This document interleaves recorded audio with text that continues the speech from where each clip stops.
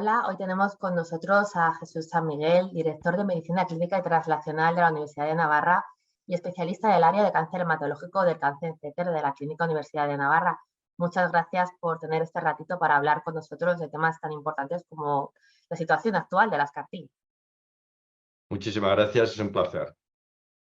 Para empezar, doctor, me gustaría un poco contextualizar, si podríamos saber un poco cuál es la situación actual en cuanto al tratamiento de los pacientes con mieloma múltiple, especialmente en aquellos que se encuentran en una fase temprana de la enfermedad. Sí, mire, yo hice mi tesis doctoral sobre mieloma múltiple en 1980, por ahí ya pueden calcular mi edad. Han pasado más de 40 años. En ese momento, la mediana de supervivencia de los pacientes con mieloma, supervivencia global, se situaba en 2-3 años. En este momento, cuando un paciente tiene un tiempo de progresión, la duración de la primera respuesta es inferior a los 2-3 años, consideramos que es un paciente de alto riesgo funcional, consideramos que es un paciente que está yendo mal. Por tanto, imagínense esa diferencia de entonces con lo de ahora. Hoy en día, la mediana de supervivencia de un paciente con mieloma puede estar en torno a los 10-15 años y no tenemos la perspectiva de cuál será la mediana con los tratamientos actuales. Cambio radical realmente en esos últimos Cambio totalmente años. radical. Si esta es una situación un poco global, me gustaría contextualizar un poco más qué pasa con los pacientes previamente tratados, ¿no? Que son unos casos un poco más complejos, y un poco la actualidad que ha habido respecto a, por ejemplo, resultados de estudios previos como el CARTITUD-1. Sí, bueno, esto realmente, de nuevo, se supone un cambio de paradigma. Ese estudio al que ha hecho referencia, el CARTITUD-1, es un estudio que se diseñó para pacientes en últimos estadios de la enfermedad. Habían recibido entre 5 y 7 líneas de tratamiento. Eran refractarios a todo, lo que nosotros llamamos hoy día triple o pentarefractarios. No tenían más opciones. Y en estos pacientes la tasa de respuestas fue del 98%. El 82% de estos pacientes alcanzaron respuestas completas. Y acaba de actualizarse en el último congreso ASCO, en la Sociedad Americana de Oncología, cuál es la mediana de supervivencia libre de progresión. Es decir, desde que les empiezas a tratar hasta que tienen una recaída, empiezas a tratar con el CAR-T y está en 34,9 meses, casi 3 años. A los 3 años la supervivencia global es del 63%. Es decir, hemos cambiado totalmente el escenario. Tenemos también que considerar que si nos vamos a los pacientes que lograron alcanzar enfermedad residual negativa, es decir, en los que no éramos capaces de detectar a los 6 meses o a los 12 meses enfermedad residual, en esos pacientes la supervivencia está en torno al 90-100%. Como puede ver, Totalmente. es algo totalmente inesperado. Y en este contexto, realmente las CAR-T han cambiado muchísimo el paradigma. Y nuevos trabajos como el CARTITUD-4, ¿qué resultados cuáles son los resultados más relevantes que han traído? Bueno, como es lógico, si esos resultados se obtenían en pacientes muy refractarios a todo, pues lógicamente pensamos, ¿y por qué no pasarlos a líneas más precoces? Claro. Y ese es el ensayo CARTITUD-4 que usted ha hecho referencia y que de nuevo ha sido presentado en el ASCO, en la EJA, que fue plenaria, y publicado en New England Journal of Medicine, la revista con mayor impacto en medicina clínica. Y este es un ensayo que estaba diseñado para pacientes entre 1 a 3 líneas de tratamiento. Ya no estamos hablando de 5 a 7 líneas de tratamiento. Estamos hablando entre 1 y 3 líneas de tratamiento. Y aquí ya no era un ensayo en el cual se daba solo el CAR-T. Aquí lo que hacíamos era comparar el CAR-T contra los mejores estándares que teníamos para esos enfermos en ese momento. Luego ha podido aparecer alguno que puede decir, a lo mejor era este superior, pero en ese momento los mejores estándares eran la tripleta de combinación de pomalidomida, bortezomib y dexametasona, pero sobre todo, que es lo que recibieron fundamentalmente estos pacientes, daratumumab con pomalidomida y dexametasona. En total se incluyeron 419 pacientes, 208 fueron incluidos en la rama del CAR-T, del Cilta-Cel, de los cuales realmente solo 176 lo llegan a recibir de los 208. ¿Por qué esto? Pues porque hubo unos 30 y tantos pacientes que progresan en la fase inicial antes de llegar a recibir el CAR-T, lo cual también nos está indicando que eran pacientes de alto riesgo, aunque llevaban pocas líneas, eran pacientes de alto riesgo en ese sentido. Y de nuevo los resultados son espectaculares, son 84% de respuestas, la mayoría de ellas son remisiones completas, claramente superior, un 73% de remisiones completas frente al 22% en la rama control, y si nos vamos a la tasa de enfermedad residual negativa, estamos hablando de 87% de enfermedad residual negativa frente a 22%. Y esto explica la diferencia que hay entre esos dos brazos, el brazo control y el brazo experimental, en cuanto a supervivencia libre de progresión, que era el primary endpoint, el objetivo primario del estudio. Perdóneme, el objetivo primario del estudio. Pues el objetivo primario del estudio era ver la supervivencia libre de progresión, y nos hemos encontrado con que hay una reducción en el riesgo de progresión o de muerte del 74% cuando se recibe Cilta-Cel.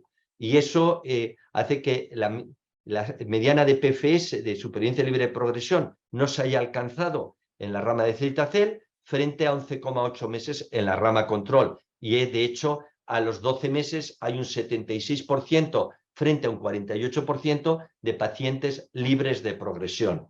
Y si nos centráramos en esos 176, que son los que realmente recibieron Cilta-Cel y los que en un futuro van a ser los que vamos a considerar en esta situación, pues tenemos que las remisiones completas son el 86% y subirán al 90% probablemente, y al año el 86% de estos pacientes estaban libres de progresión.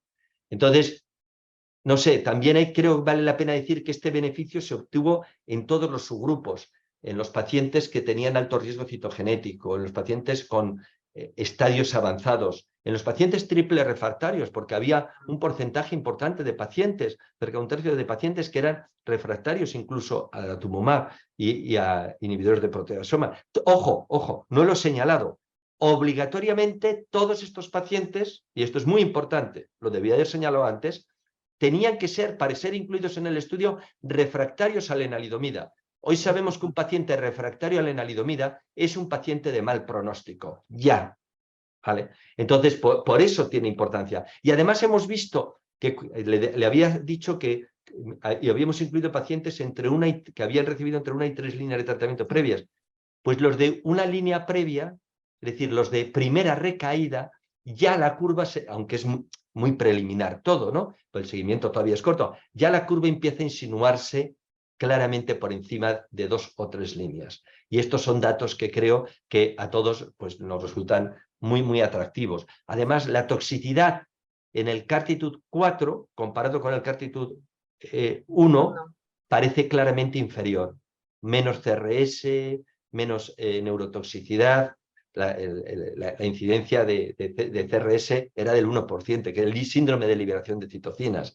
Y no se detectaron ICANS, probablemente porque hemos aprendido también a manejarlos mejor a estos pacientes. Por tanto, yo creo que bueno, son unos resultados muy esperanzadores. Y comentaba que se habían presentado esos resultados en el ASCO 2023, también en los últimos congresos más relevantes de oncología y hematología.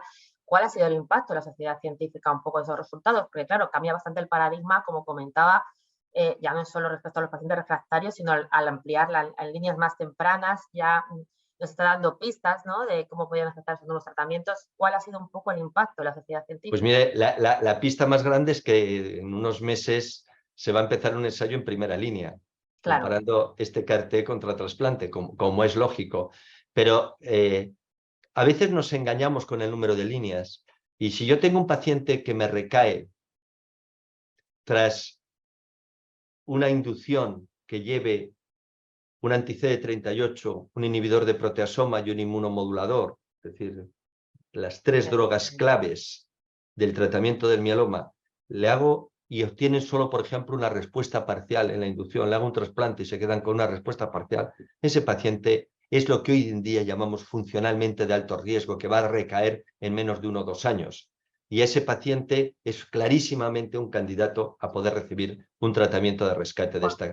Porque le quería matizar. No sé si, claro, al ver que se pueda aplicar en líneas más tempranas, que ya sabemos un poco esas pistas de qué pacientes pueden ser más refractarios, actualmente, ¿para qué pacientes podría ir dirigido sobre todo este tratamiento? ¿En qué líneas? O sea, el futuro puede perfilarse de otra forma, pero actualmente un poco a qué nicho nos estamos refiriendo. Pues para mí, idealmente, no es tanto las líneas de tratamiento como el saber que son refractarios a lo que hoy tenemos aprobado. Si tenemos aprobados 2 inhibidores de proteasomas, 2 inmunomoduladores y 2 anti-CD38, si es refractario a un fármaco de estas clases de drogas, es decir, un triple refractario, sobre todo si es un refractario primario, secundario, es decir, en estadios muy iniciales, yo creo que estos pacientes deben de ser rescatados cuanto antes, si no estaremos haciendo una medicina defensiva al final de la vida, que no es el momento de hacerla. Nosotros queremos intentar curar a los pacientes, nosotros queremos que el paciente vuelva a disfrutar de la vida, de su familia, si es un paciente jubilado, porque el mieloma es una enfermedad de edades avanzadas, y si es un paciente joven que pueda reincorporarse a su trabajo. Creo que esto es para lo que nos hemos formado en medicina. No nos hemos formado en medicina para otra cosa que no sea el sueño de la curación de los pacientes. Y con esos resultados tan buenos, las perspectivas de las CAR-T en mieloma ahora mismo también han cambiado. O sea, un poco qué nos perfila respecto al futuro de las CAR-T tanto en mieloma como en otras enfermedades hematológicas. Bueno, los CAR-Ts hoy son una realidad aprobada ya para linfoma difuso alto, en el cual se ha demostrado en los linfomas difusos el que los CAR-Ts curan un grupo de pacientes, en la leucemia linfoblástica curan un grupo de pacientes, el siguiente en la historia es el mieloma múltiple. No sabemos si curan. Estamos hablando del CARTITUD-4, que es el que tiene el seguimiento más corto, pero el del CARTITUD-1, que tiene más seguimiento, yo le he explicado que los pacientes de enfermedad residual negativa estaban libres de progresión, un porcentaje de pacientes, para mí, absolutamente inesperado, del 90% a los 2 años. Es decir, es que no me sorprende que haya un grupo ya importante de esos pacientes que podamos llamar curados, pero claro, ¿tengo que esperar 10 años para poder demostrar que está curado o tengo que seguir utilizando como surrogado de curación la supervivencia libre de progresión? Y eso debería de ser el parámetro que me llevara a una aprobación para no impedir que pacientes que lo necesitan puedan recibir estos tratamientos. Y precisamente respecto a esos pacientes, en el corto plazo ahora mismo, ¿cuál sería la indicación? Perdóneme, que le entienda mejor la para pregunta. estos pacientes, en mieloma múltiple ahora mismo, ¿cuál es la indicación exacta de los CAR-T en estos pacientes de mieloma múltiple a día de hoy? En mieloma múltiple todavía estamos utilizando los CAR-Ts, no hay una aprobación todavía para los CAR-Ts en nuestro país, sí hay aprobación por la Agencia Europea y la Agencia Americana del Medicamento, estamos pendientes de la aprobación en nuestro país y estos pacientes están recibiendo los CAR-Ts en centros como el nuestro, en otros muchos centros de España, en el contexto de los ensayos clínicos. Y ahí me gusta destacar el papel pionero de España en algunos de estos contextos de ensayos clínicos, papel innovador, sobre todo liderado por el Clínic de Barcelona, en el cual con un CAR-T, el ARI 001, han demostrado con unos resultados que se acaban de publicar en Journal Clinical Oncology, unos resultados excelentes a los 18 meses, unos resultados que están en la línea o cerca de la línea de lo que yo acabo de presentarles. Es decir, que España realmente tiene un papel de liderazgo y esperamos que, igual que ha ocurrido con el CARTITUD-4, ocurrió lo mismo con el otro CAR-T desarrollado por BMS y de CEL, que fue liderado, los estudios que se han publicado en inglés han sido liderados por investigadores españoles. Por tanto, algunos de ellos en nuestro centro, y creo que es un orgullo para todos nosotros este papel de España. Que con este cierre respecto al papel que va a tener España en esta evolución de los tratamientos, podemos un poco cerrar esta entrevista. Muchas gracias, doctor Jesús San Miguel, por recibirnos y sobre todo por participar en esos estudios tan interesantes con estos resultados que realmente cambian el paradigma de la enfermedad. Muy bien. Muchísimas gracias a ustedes y aquí me tienen para lo que necesiten. Muchísimas gracias.